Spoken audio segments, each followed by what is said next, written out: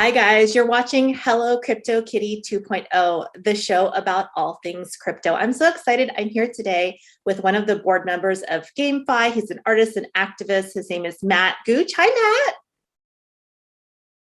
And joining us as well is the marketing manager for GameFi, Jason Cooper. Hey, Jason. Hello. I'm so excited to have you guys here to talk about GameFi and this new play to earn platform. So tell me a little bit about the games and the NFTs on your platform. Yeah. Okay. So give you an idea. GameFi AG has a lot of different assets available. So right now we're working with Yellow Panda Studios to create a blockchain game called Cyber Fighters. It heavily involves NFTs that we have available, which is on our NFT marketplace called thecraft.io. We also do have a mostly crypto audience, but a lot of our listeners and watchers are new to crypto. We did have an episode last week about NFTs, but just as a reminder for people watching who don't know what an NFT is, how would you describe NFTs to someone who's just joining and has never heard of it? Ooh, this is a good one. Matt, you're really good at this kind of thing for simplicity. Yeah, so I would, NFT obviously stands for non-fungible token. That's a little bit different than what we are more commonly associated with crypto being like Bitcoin and Ethereum. Those are fungible tokens. So basically the non-fungible part makes it so it's more identifiable as being unique and one of a kind. It makes it easier in a digital world for us to track that digital asset, the NFT, through a myriad of ways in different economies and ecosystems that the NFTs can operate in. And the digital asset can represent anything from an image, an art image, maybe really high resolution to, some sort of real asset, or even like a snapshot or a fractionalized portion of a real asset, like another crypto or real estate or a gold future bond, something like this. Yeah, I think a lot of people are having a hard time wrapping their heads around NFTs. A lot of people understand it as art, but we had an amazing guest last week that was talking about using NFTs for tracking supply chain and other things like that. So I think it's more of a versatile tool than people really understand. Yeah, no, that's very true. A lot of times I have friends and family, obviously they're like, what is NFTs? Like, do I even bother? Like, and that comes back a lot to what we're trying to accomplish. Now, the cool thing is on the Craft platform, we actually have like a little university that's free and you can go on there. Oh, that's awesome. Yeah. And there's like short videos teaching you about NFTs and it talks about them. It teaches you how to create NFTs, how to sell them. So people that are wanting to learn, we want to help because obviously there's a huge market available for people and it just gives you the availability to take that tool and learn how to use it, basically. Well, what I really love is that it's a way for artists and independent people and entrepreneurs to monetize themselves. And that's what I like about what you guys are doing is that there's this play to earn aspect. People are sitting at home playing video games anyway, and now they can become monetized, right? So it's a way for people to take a part of this decentralized economy. Mm-hmm. Yes. There's so much gaming aspects. And I think now this is just my personal opinion, but 2022 is lining up to be interactive year for crypto. And it's just like it's the metaverse year. Yeah, exactly. I want to interact. I want to do something. I want to be able to earn it and like grow it. So I think that's going to be the year is this year to that interactive part of cryptocurrency in general. I think that's going to be a really huge thing this year. Yeah, let's talk a little bit about your game. I think you were explaining it and then I rudely cut you off. No worries. So we have our next game we have coming out is called Cyber Fighters. So the cool thing, it is a play to earn. So you play in the game will let you earn actual cryptocurrency. The cool thing is that we have NFT collections connected to it. So the NFT connected to it are called Cyber Rogues and Galactic Mice. Owning one of those NFTs unlocks the play to earn potential in the actual game. The cool thing is buying those NFTs, you'll probably see a return on investment, like the cover the price that you bought those NFTs, probably in a couple months. It's really quick. And then from there, it's all profits. It's just all continuous profits by playing the game itself. Have you ever, like, if anybody's out there that plays video games in that sense, like if you ever played like those old school side scrolling games like Ninja Turtles or something like that, it's like an updated 3D version of that where you're side scrolling fighting like Dogecoin stuff, or you're fighting other doggy coins, and you go through. It's like a shooter, it's a beat 'em up, but it's just a fun side scrolling game. It's going to be really interactive. It's going to be a lot of fun. I'm really excited for it. So that's kind of the basis with that one. Yeah, that's really awesome. So now, if you're sitting around playing video games all day and your mom or dad are like, okay, get a job. You're like, I actually am working right now. Right. I'm actually making money. I think that's awesome because I actually had a friend who wanted to be a video game designer growing up. And I remember his parents being like, you need to do something more realistic. And now there's like professional esports players and gamers and people making millions of dollars doing what they love. So I think that's just shows you how different today's economy is and today's world is than the past. Yeah, no, we're totally going towards a more digital kind of age in general. Like we kind of already are there, but earning money from games is becoming more mainstream. Like, oh yeah, I'm just streaming on YouTube and I'm making tons of money because I'm playing a game and people like watching me play the game or something. So there's a lot of opportunity out there for sure. But it doesn't have to be. I think a lot of people, when they think of monetizing gaming, they think of like the famous Twitch players that have millions of followers. And maybe you're like a shy girl or guy who doesn't want to be a public person. So this is a way for you to monetize without having to be like a Twitch celebrity or something like that.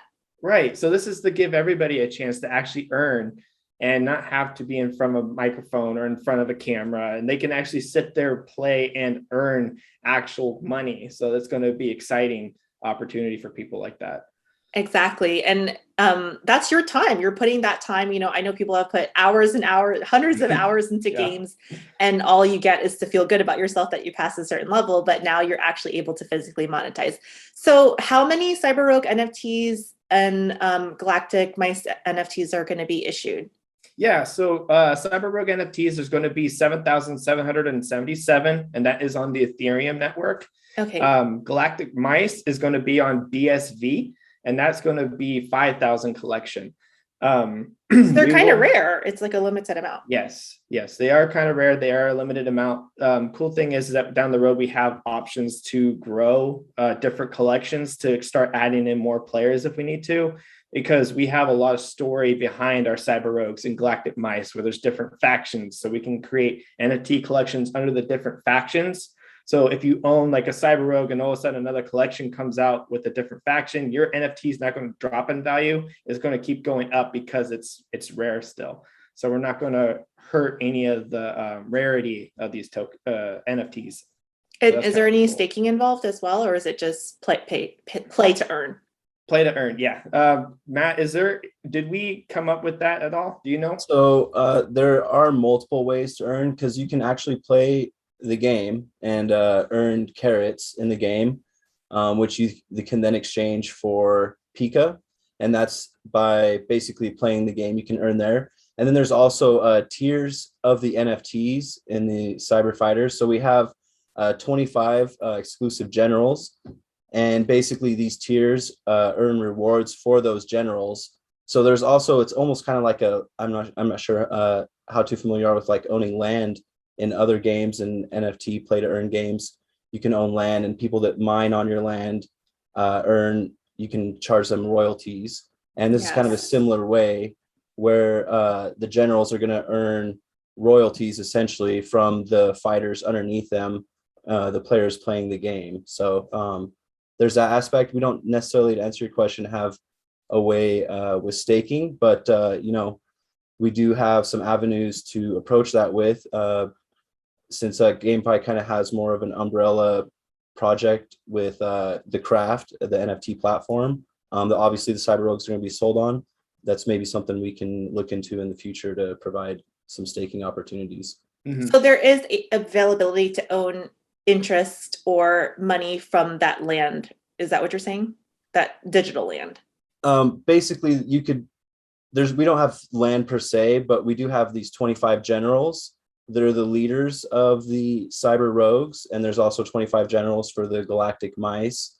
And these generals are the NFT owner gets a small percentage, because each general has about 300 or so fighters, give or take, under them.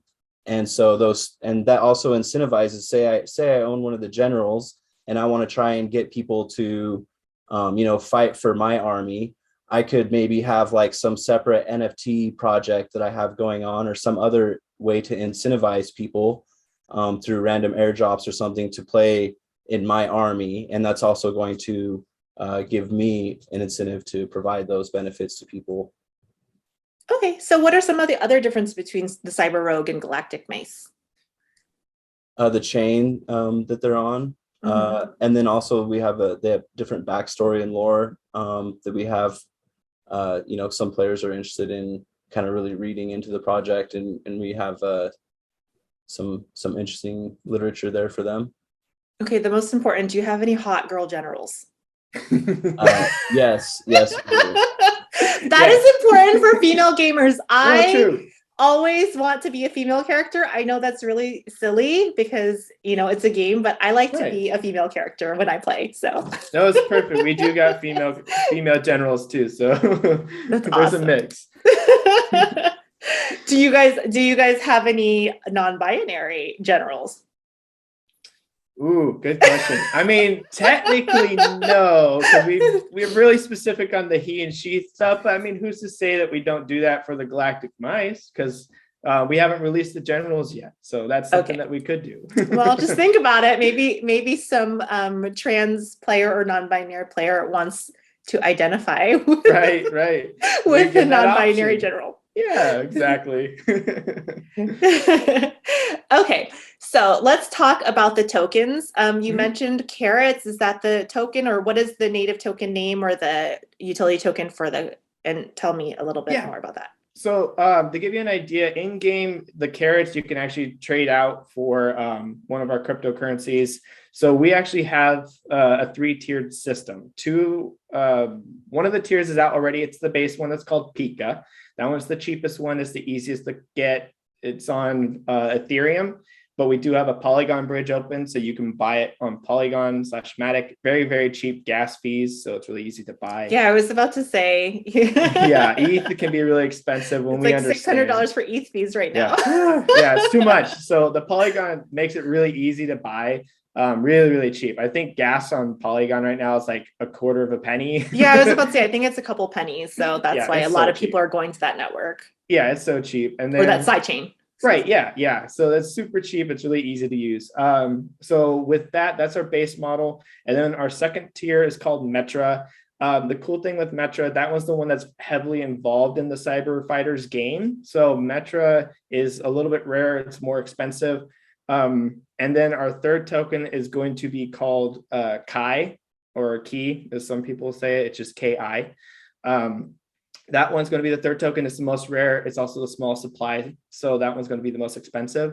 Now, how we combine them, this is where it's a little bit different, is that with Pika, you can evolve that to Metra, 10,000 to 1 ratio, regardless of the price tag.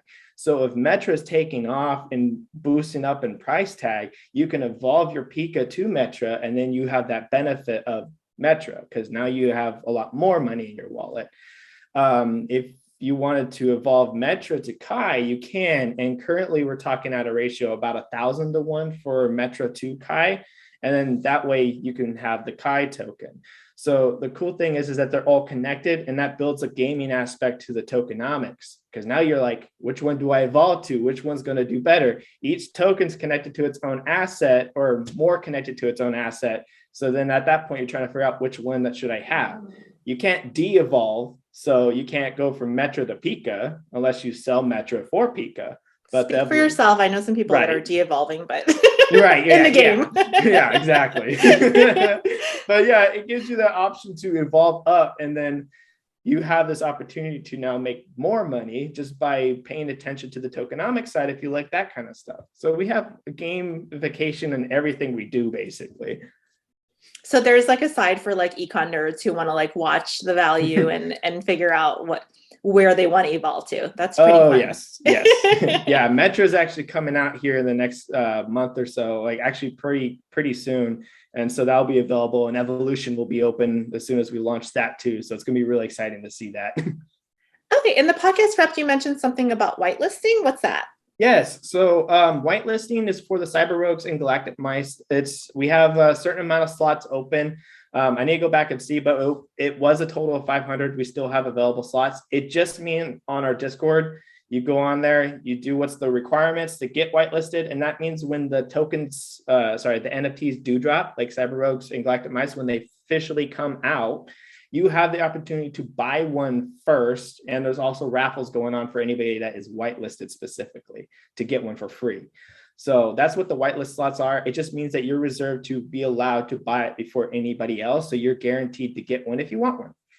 Okay. And how, obviously this crypto space is still new. It's a baby space. Mm-hmm. It's only 10 years old. Matt, Jason, how did you guys get involved in the crypto space? Yeah, Matt, go for it. You first. Well, I don't actually remember how I found out about Bitcoin, but it was around 2010, 2011. I was going to college at the University of Idaho. And at that time, it had just moved to where you had to use like your graphics card, or you had to have a really nice computer to do it. The ASICs weren't quite out yet. And I fiddled with it. And, I looked at my power bill and I thought, like, what am I doing? And I kind of just didn't really mess with it much until 2013. I got back into it with some ASIC miners, and then I kind of was reading about Ethereum and just this whole idea of really making a basically immutable supercomputer where like everyone's kind of computer becomes one. And Ethereum really got me excited about the possibilities there of like really creating apps and doing stuff on the chain. It was way over my head at that point. A lot of it still is now, but I'm trying to keep up with it. And, I'm really excited with where we're going with decentralization, especially, and, bringing power back into the hands of the many from the few. Yes. Exactly. I think everyone's crypto journey is kind of like that. I know I went in and out like 10 times. When I first got into, I was mining as well. And my boyfriend at the time was like, okay, we're wasting money. We're like, this is like pennies. And I'm like, I swear this is something I know. And then it's like, you're like, is this a scam? Is this real? Like, it doesn't seem real. And right. And you go in and out of it and stuff like that. And then there have been crypto scams and stuff like that, which are crazy. Yeah. And I just think it's such a new ecosystem. And so once people get bitten by the crypto bug and realize the implications of it, and not just, I think a lot of people right now that are getting in from the mainstream see it kind of as gambling. Yeah. And they don't really understand the revolutionary aspects of it, which are, as you guys know, far and vast. So it's definitely a journey. Jason, what about you? How did you fall into the crypto rabbit hole? So this is a fun one, because for me, back in, I think it was 2010, 2011, I had a friend come up to me and say, hey, I'm buying this thing called Bitcoin. I'm going to buy it. You want some? Like, give me $100. I'll buy you like 50 Bitcoin or something like that. You should have said yes, and you didn't you? I didn't. No, I was stupid. I was a kid. I was like, wait, what is this? He's like, trust me, just give me the $100. I'll go buy it. I'll give you like the wallet. And I was like, and then 2 years later, this guy starts getting all this money because he got all this Bitcoin money. And like a couple of years later, I was like, okay, that's enough. Like, I need to find out what this stuff is. And that started my journey. In 2016, I got into Ethereum. Everybody started talking about this Dogecoin at the time. And I was like, okay, whatever this is, let's try it. And so I was just starting to buy in and starting to do everything. And then I think about 2 years ago, I actually started doing programming. I started creating my own cryptocurrency, started creating my own project, started making my own NFTs. And then so now I got involved with these guys, and they brought me in, and it's been really awesome journey for sure. That's awesome. So one of the things I love about crypto is how revolutionary it is, but one of the things that frustrates me the most is that a lot of the mainstream doesn't understand it. A lot of the government, there's some, I don't know if you guys saw the Stablecoin Act that was trying to be passed that was completely horrendous and corrupt. But I mean, how are you guys going to do marketing for this project? I know Google ads are really strict. There's a lot of like weird stuff in the ecosystem since mainstream America really doesn't understand what cryptocurrency and crypto in general is. Like, what are your plans for that? So since I'm marketing, that's a really good topic for me. Now, the cool thing is that with marketing, I went through all service terms and conditions for Google, for Facebook, for Meta, like all their stuff, for Twitter. I read all those paperwork that nobody wants to read. So I went through that, and I realized that there's ways to do it, but how you have to advertise for cryptocurrencies is you're advertising to tell people, do your research, right? Yes. So a lot of the times, I actually started running ads for Pika Crypto, for the Craft, for Cyber Rogues. There's ads running on Facebook, Instagram, as well as Twitter for our stuff, because I've worked with Facebook and how they do their ads, and now we're allowed to run ads. So the cool thing is that honestly, if people put their minds to it and actually start looking into what those terms are, you just have to advertise and tell people, check this out, do your research, tell us what you think. If you like it, let us know. Like it's really just comes down to that. You want to encourage people to do the research. If you encourage people to do the research, it doesn't matter what the government comes out and says or what Facebook comes out and says, because you're encouraging someone to think. I don't think there's any policy against encouraging that. So I think we're pretty safe with that one. That's awesome. And I think that's really important that people do their own research, because unfortunately there are a lot of really weird crypto projects out there. You know, I've heard of a few where people are like asking for your coins in return for other, I don't know. Yeah. It's just, there's a lot of weird stuff out there. So as always on Hello Crypto Kitty, we always say hashtag not financial advice, hashtag always do your own research. Yep. So how do people find out more info about this amazing project and this game so that they can, first of all, are you guys launched already? So Peak is launched. The Awesome. Craft NFT marketplace is launched, and there's some really cool features there for people that want to start creating NFTs. They don't have to pay anything up front.